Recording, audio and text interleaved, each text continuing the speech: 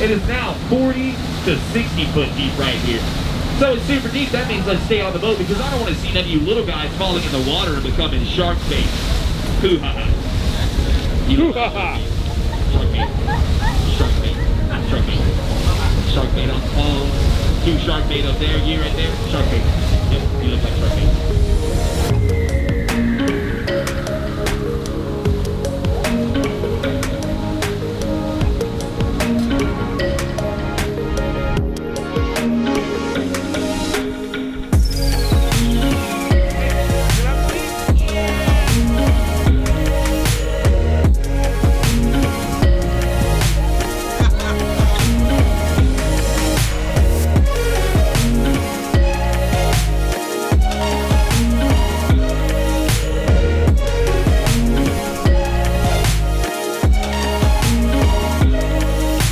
There's a daisy. Oh, there's a daisy. Oh, hi Daisy.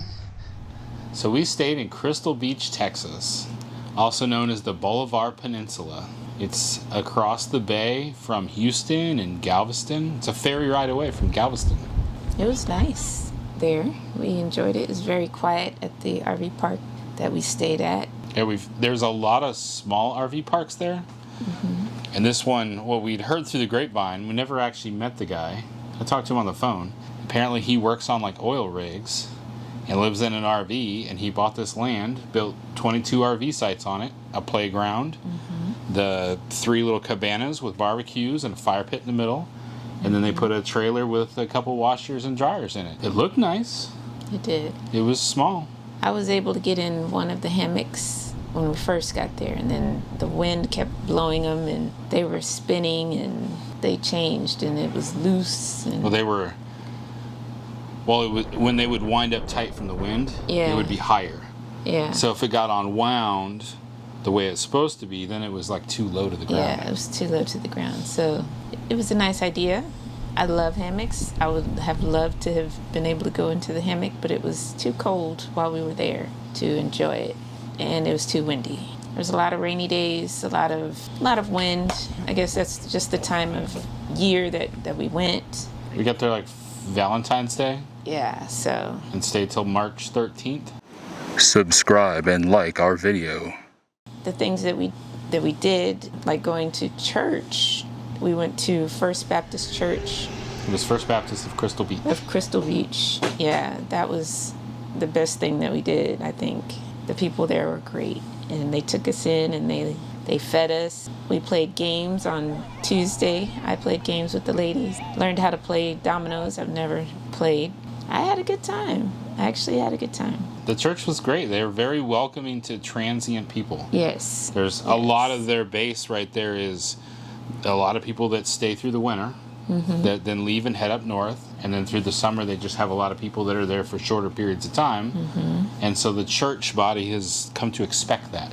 Yes. So that made it more welcoming for us being there only for a month. It was. And it was Tuesday nights, it was more of a social. But Wednesday was KFC kids. Kaylin called it Kentucky Fried Kid or Kentucky Fried Children or something like that. Kids from, I guess, the public schools or something like that where they were coming. The buses were like dropping the kids off at the church. Yeah, that was cool. They had a lot of kids come. Our girls loved it. They loved hanging out with the pastor's kids. It was just great. Everybody there was very nice and very welcoming. Come back. Go visit with them some more. Yeah, we want to actually head back there for Easter next year because they said all the churches at Crystal Beach get together and do a big sunrise service on the beach. And that sounds amazing. Yes. So I want to see that. I want to be there for that. We're going to try, rather than being there in February when it was cold and rainy and couldn't really do beach things, we're going to try doing April next year. Hey, Apple Bloom. Are you going to play on the playground? Sure. Sounds like fun, I do declare. Crystal Beach, there's no chain restaurants.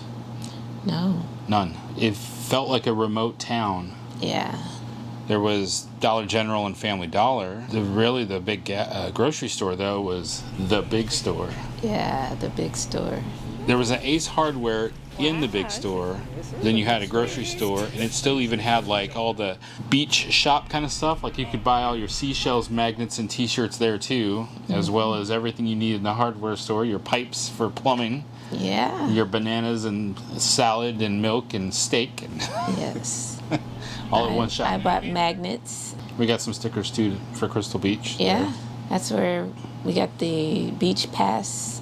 They had a beach pass. It was like $5 or something. March through the end of the year, a beach pass costs $10. It's a sticker that goes on your rearview mirror.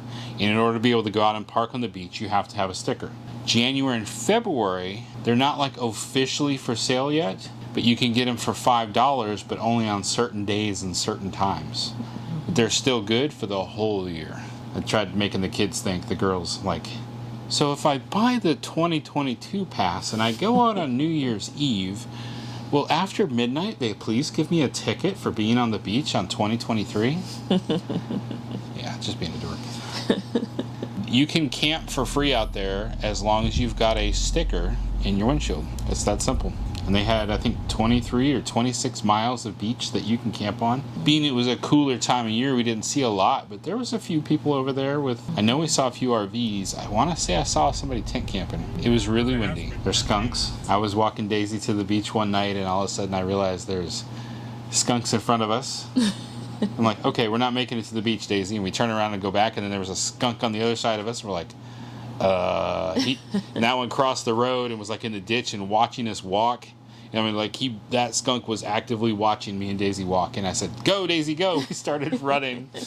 Like, I do not want to get sprayed tonight. Well, there's a lot of birds. We saw like the herons and we saw a pink spoonbill there one time too. They had really nice white birds tall white birds that would fly to the, like behind the RV park. I think we were on the bay side. That's what I was told. Yeah. We were on the bay side.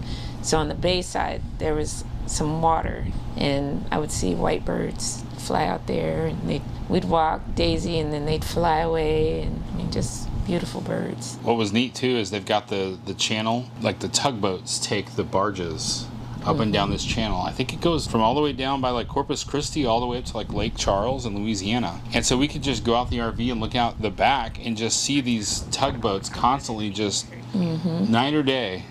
It's almost like a highway of boats back there. It was just, it's a new, neat culture that we haven't been exposed to yet. Yes, and there was a nice restaurant back there as well. Stingaree, that's it. That was a really nice It restaurant. was, and they had, underneath the restaurant was like a bar, and I think you could get food down there as well. They had like a deck type thing where you could go out and sit on these chairs and just watch the boats and the birds and the pelicans. Yep. That was cool. Remember the pelicans were like right there by the fish cleaning station? Like they were expecting me to start throwing scraps in the water. Yes. They're looking at me. A lot of pelican. A lot of seagulls. I'm gonna miss the seagulls when we leave the beach. Yeah, when we area. leave the beach area, the seagulls laughing at us. Yes, there's a lot of seagulls. Those darn hecklers. Crystal Beach, I walk Daisy every morning. I got used to that view.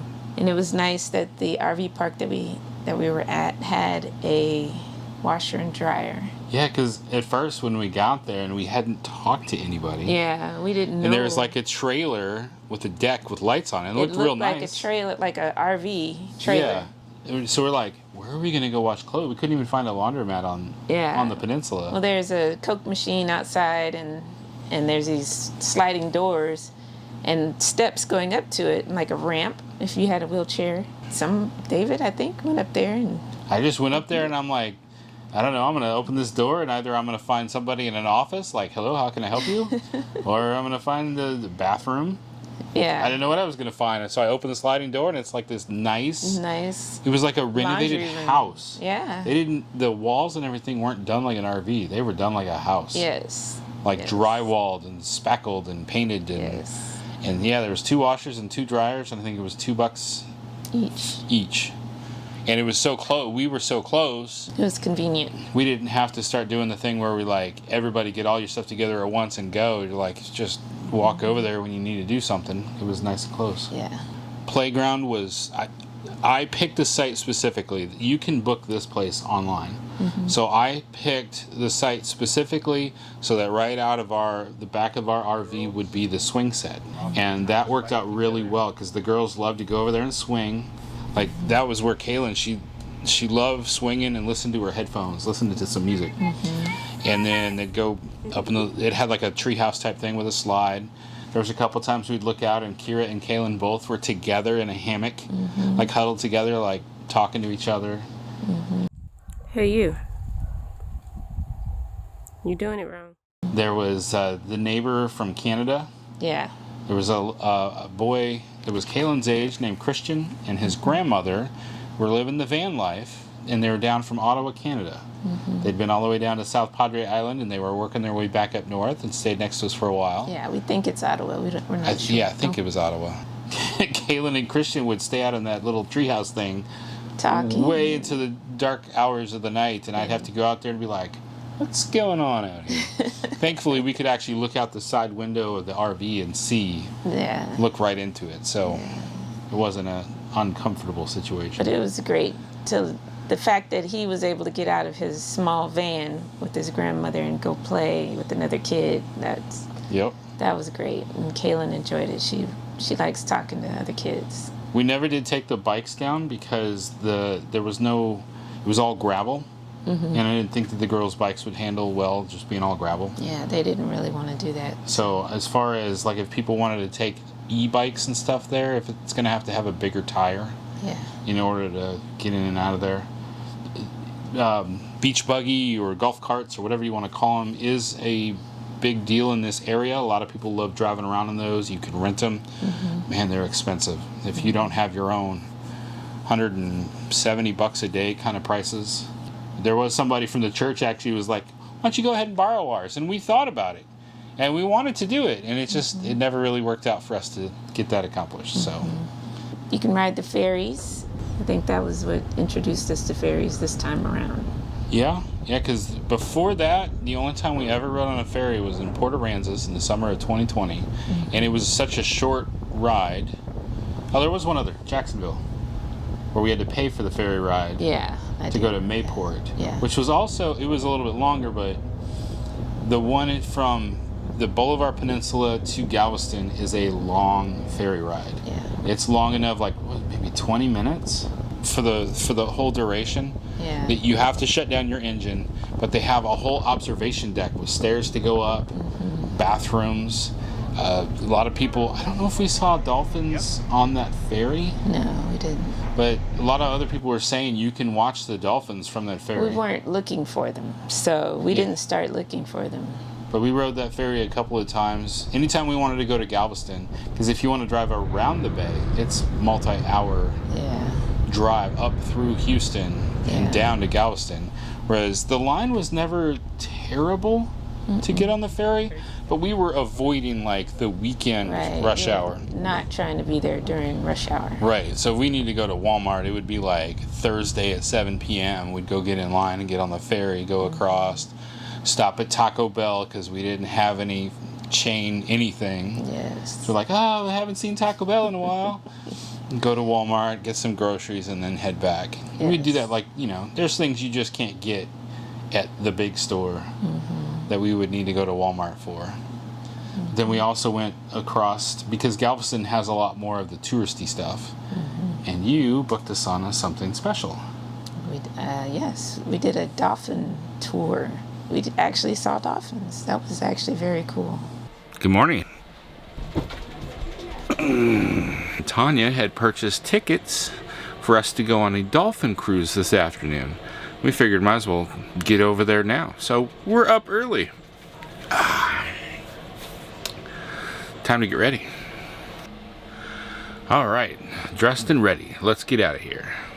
I'm glad we did that. That was our family time. Yeah, they took us out. There was two guys. One would talk, the other one was driving. You could stand up. It was like a covered, it had like a deck with benches all around. It was all covered, so you were in the shade, and then people would just walk around. They were looking for dolphins. And can anybody tell me how you tell the difference between a shark and a dolphin? Anybody? The way they swim. The theme music. Yeah. I did that one on Corvus. I think they kind of implied that on that Dolphin cruise, if they didn't find any, you were going to stay out until they found some. That was the goal. They're like, all of a sudden they spotted the dolphins over to the left, and they drove the boat over to that area so we could get as close to the dolphins as possible. Let's get out, we can leave this city. Let's drive to the open air. Yeah, the countryside is so pretty, with the wind blowing in your hair. We can look back someday. Baby, don't you understand that we only get one life? I wanna make it count, honey. Come on now and take my hand. Alrighty, guys.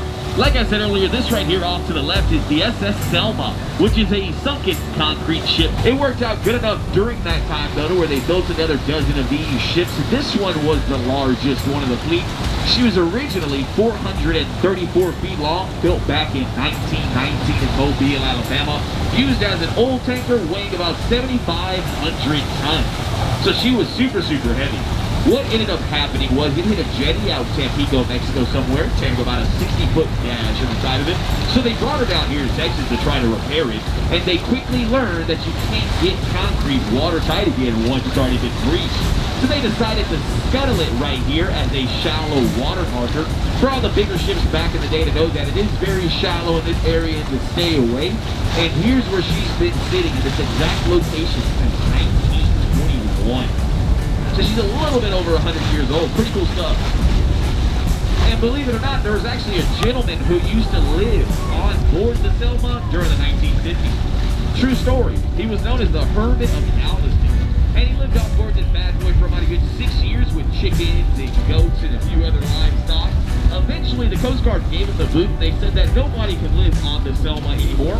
But it is still perfectly legal to climb aboard and take a look around for yourself. And then we got to pass by 2 Carnival cruises that were leaving. And the second one was fun because we were coming right along the cruise. And the guy that had a microphone, he tried to get the Carnival cruise riled up. And he got them riled up. And they were all yelling and cheering at us. And we were like, ah! That was a lot of fun.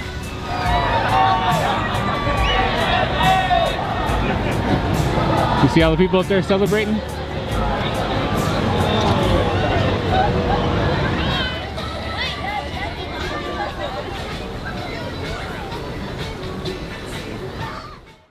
Was it the tall ship? Oh yeah, we actually went on and Tall ship Elissa? yeah, Elissa? Elissa or something like that. But it was like an old sailboat type ship. It was a special day that we were there. Yeah. They were doing, volunteers maintain the ship. Yes. And they come out there, and there was like 50 people on the ship. They were all there with a specific goal of like... They all had different sections that they had to they were work like on. sanding stuff down and repainting stuff. They were stretching the sails, putting them out one at a time, taking care of everything. And There was somebody there with a British accent. He sounded like he knew what he was doing. I think there was even maybe somebody from Australia too. Yeah, it was... Like they actually come there for was a this big chance deal. to work on an old ship like that. Yeah, they knew a lot about I think the they even ship. get to sleep on it. Yeah, Like after they closed down for the day, they all got to sleep on it. that was great. A great volunteer type thing. Yep. Look at all these ropes. See, Kira, they have to know what rope does what. Isn't that cool? And the Pirate's Dungeon. The Pirate's Dungeon? Yeah. Maybe that's just where the crew sleep. Right there by where we got on the cruise, there was also a massive mega yacht. Yeah, it was huge. It was huge. And It had Houston Astros on the outside yeah, of it. And wasn't the guy on our Dolphin cruise told us it was the Houston Astros, that was his Yes. mega yacht. yeah, And he had his F-250 parked right down there. yeah, That was probably the first F-250 Limited I had seen. yeah. I was staring at it, I'm like, what's the difference between the Limited and the Platinum? Still haven't fully answered that question. That was pretty cool. We went to Bubba Gump over by the pier. I had always wanted to eat there. I never ate there, so I was like, let's try it. It was okay. It wasn't like anything to write home about. It was cool that they had the different themed rooms and things like that, but I don't know. It wasn't the best. It wasn't that great. I just put it that way. That Stingaree restaurant was a lot better. A lot better, yes. Maybe similar in price, but I felt like the quality was better. Yeah. Like they just kind of have a canned ingredient, like this is how we always do it. Yes. And it's just okay. Not worth the wait, not worth the price. No. Because we've been there where the wait is like hours long, and we haven't eaten there before, but this time there was barely a wait, barely an inconvenience. Actually, it's going to be super easy. Barely an inconvenience. So we were in Galveston, summer of 2021. This playground, the girls call it the Rocket Ship Park, made an impact. So with us being so close to Galveston, they wanted to make sure we got back over to this playground. It's a lot of fun, a lot of space theming. They got like a little space shuttle that the kids can bob up and down on. They can climb up in the top of that, and they actually have like controls like you're in a rocket ship. And the last time we were here, there was a lot of kids, and the girls remember playing some games. It was a lot of fun. They even got me involved. I was the engineer. I don't know.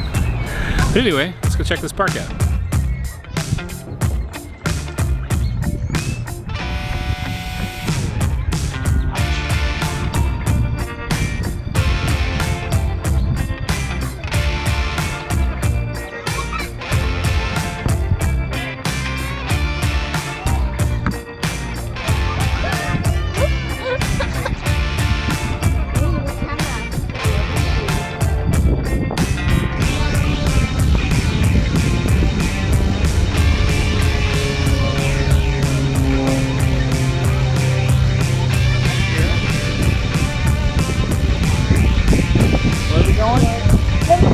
Going to the moon. No, we're going to Mars.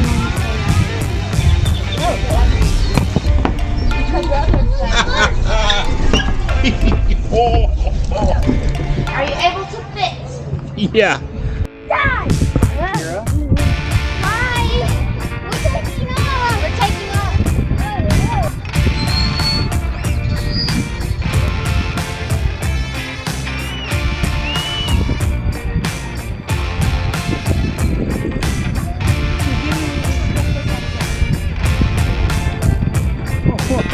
No. We don't want to stay up all night. Unless we're going to catch Loki. Up all night to get Loki. Oh, what's up? Yeah, what? Oh, what's up? No, stop. What? Stop being hip. What's up? And at Crystal Beach, we went to a place called Josie's. It's not called Josie's. I call it Josie's. Like I couldn't let it go. It's Jose's. Not Josie's. It's Jose's. David said Josie's, and I can't let it go. Yep. It's always going to be Josie's. It's just stuck in our brain.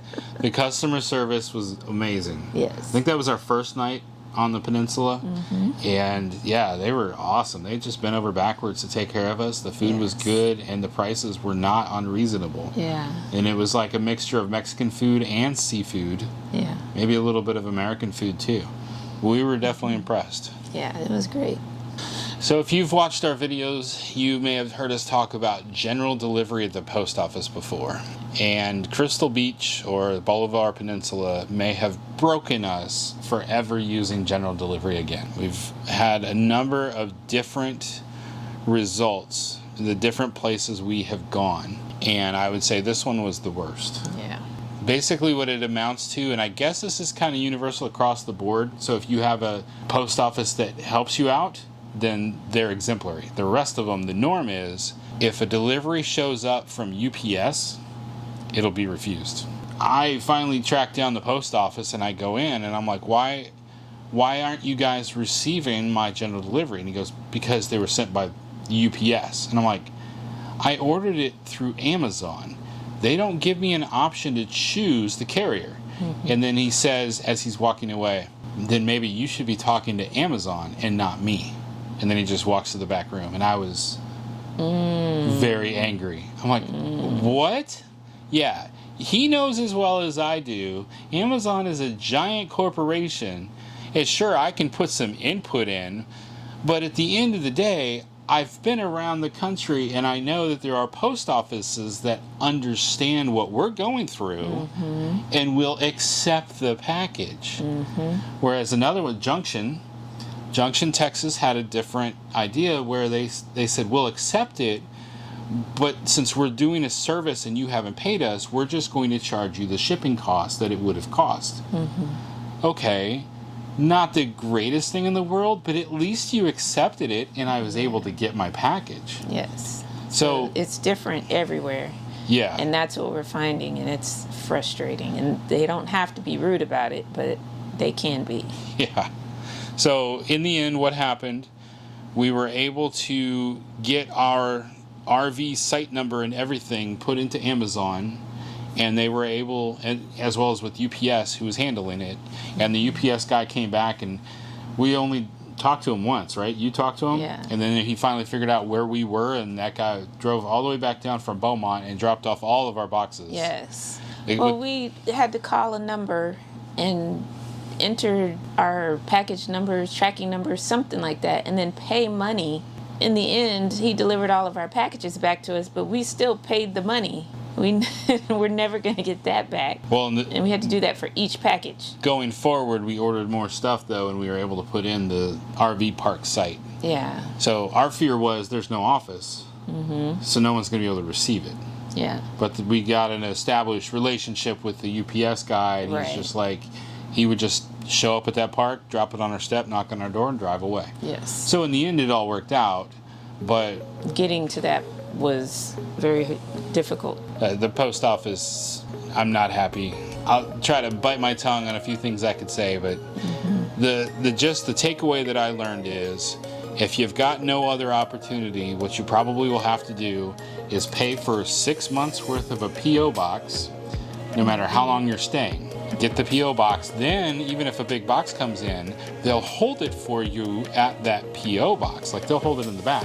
Well, but now you paid for it. That's one way, but what we eventually did was use the Amazon locker. It was at the big store, conveniently. Had a lot of trips to the big store, or David did. Thank you. It wasn't far, like a mile. We would have everything delivered to the big store. Not big things, but, whatever can fit in the locker. Yeah, because if they were too big, it would say it's not eligible for the locker. Yeah. In the end, it worked out, but yeah. So that's one thing. If you need, look for an Amazon locker in your area and see if that works. But overall, Crystal Beach, I loved Crystal Beach. I loved it. Thank you to First Baptist Church, Crystal Beach, for welcoming us and making us feel like family. We definitely want to go back, and it's a lot of credit goes to them for that. We want to come back because of them. And if anybody out there is looking for a place where, I know people talk about staying in an RV but having a piece of land. A lot of people in the Crystal Beach community do that. There was a lot of little quarter acre or eighth of an acre, little tiny pieces of land where they literally just built a shelter for their RV with full hookups.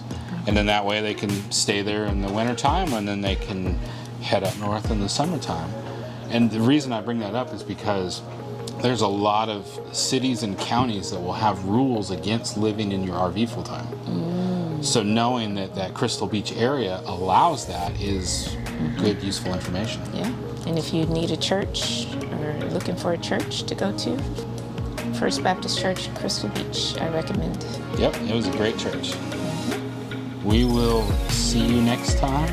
See you in the next video. All right. Bye. Bye. Stay fresh, cheese bags.